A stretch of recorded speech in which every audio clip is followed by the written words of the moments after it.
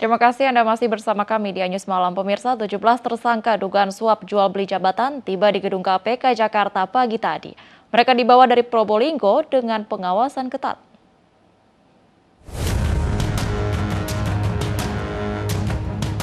17 tersangka kasus suap jual beli jabatan di lingkungan pemerintahan Kabupaten Probolinggo, Jawa Timur, Sabtu pagi tiba di Gedung Merah Putih Komisi Pemberantasan Korupsi Jakarta dengan pengawalan ketat dari petugas kepolisian Polres Probolinggo. Para tersangka yang merupakan aparatur sipil negara dibawa ke Gedung Merah Putih KPK pada Jumat malam kemarin setelah menjalani pemeriksaan di Polres Probolinggo oleh penyidik KPK. Mereka langsung digiring memasuki Gedung Merah Putih KPK untuk menjalani proses penyidikan lebih lanjut oleh penyidik KPK.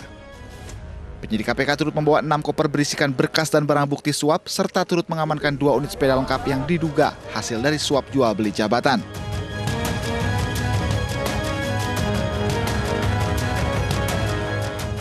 Sebelumnya KPK telah menetapkan 22 tersangka dalam kasus dugaan suap jual beli jabatan di Kabupaten Probolinggo. 5 diantaranya termasuk Bupati Probolinggo dan suaminya telah ditahan untuk 20 hari pertama sejak 31 Agustus lalu. Jual beli jabatan di tingkat desa yang dilakukan secara massal seperti ini. Nah, ini sangat mencederai dengan masalah memiliki kepala desa yang amanah dan memikirkan kepentingan rakyatnya. Perbuatan para tersangka yang juga tidak melaksanakan prinsip tata pemerintahan yang baik dan bersih dengan meminta imbalan atas jabatan telah melanggar nilai anti korupsi yang seharusnya ditegakkan oleh para pejabat publik.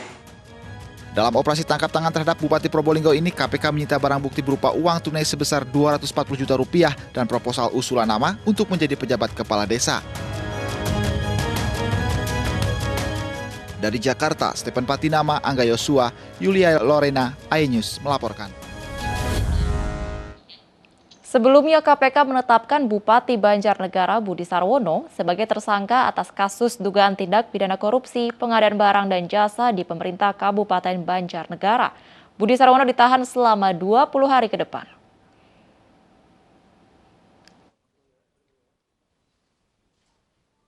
Komisi Pemberantasan Korupsi menetapkan Bupati Banjarnegara Budi Sarwono sebagai tersangka kasus dugaan korupsi terkait proyek pengadaan pada Dinas PUPR Pemerintah Kabupaten Banjarnegara tahun 2017-2018 dan gratifikasi.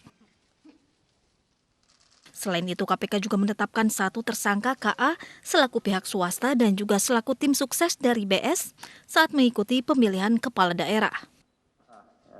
Menurut KPK, Bupati Banjarnegara diduga telah menerima komitmen fee atas berbagai infrastruktur di Banjarnegara, sekitar Rp2,1 miliar. Menetapkan 2 orang tersangka, antara lain atas nama BS, yaitu Bupati Kabupaten Banjarnegara, periode 2017-2022. Dan tersangka kedua adalah KA, pihak swasta. Atas perbuatannya, BS dan KA disangkakan melanggar pasal sebagaimana tercantum dalam undang-undang.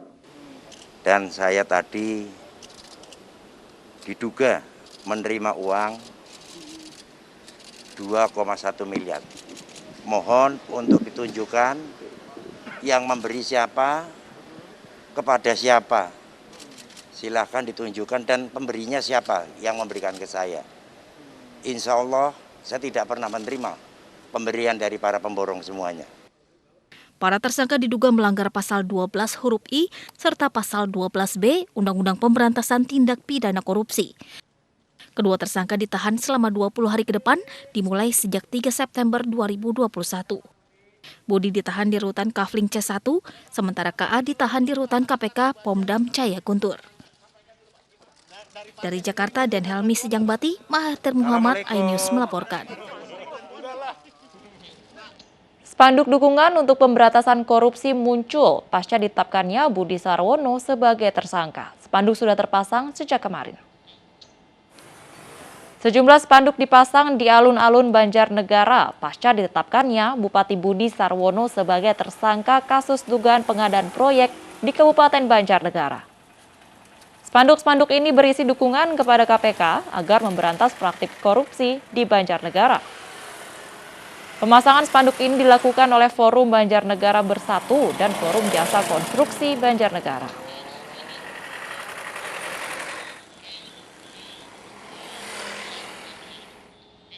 Beras hasil panen daerah Merauke, Papua bisa diekspor jika kualitas penggiling padi atau Rice Milling Unit (RMU) di kawasan ini meningkat. Tekad ini disampaikan Menteri Pertanian Syahrul Yassin Limpo ketika berkunjung ke Kabupaten Merauke, Papua.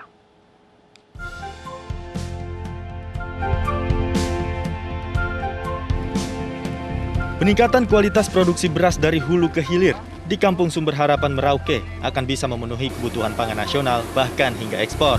Kondisi ini bisa tercapai jika terjadi proses hulu ke hilir dikorporasikan dengan baik.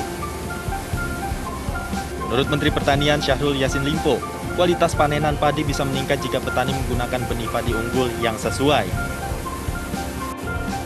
Beras Merauke ini bisa naik kelas dari medium menjadi premium, dari harga Rp8.000 menjadi Rp12.000 per kilogramnya. Karena menggunakan milling unit, RMU atau penggiling padi yang berkualitas. Sini udah bagus banget ini, tapi saya sendiri merasa harus naik kelas. Sini masih jual 8.000 per kilo, karena kenapa ini medium, beras medium. Saya mau kita sampai dengan premium gitu Pak, sehingga pikiran sampai diekspor pun boleh. Ke Papua Nugini kan dekat banget, gitu. Selain meninjau lokasi RMU di Kampung Sumber Harapan, Menteri Pertanian juga melakukan tanam dan panen padi di Kampung Waninggap, Miraf, Distrik Tanah Miring dengan luas lahan persawahan 10 hektar. Dari Kabupaten Merauke, Papua, Muhammad Syahril, iNews melaporkan. Pemirsa, seorang bocah 6 tahun di Goa, Sulawesi Selatan nyaris buta akibat ritual pesugihan yang dilakukan orang tuanya sendiri. Informasi lengkapnya akan hadir usai jeda, tetaplah di iNews Malam.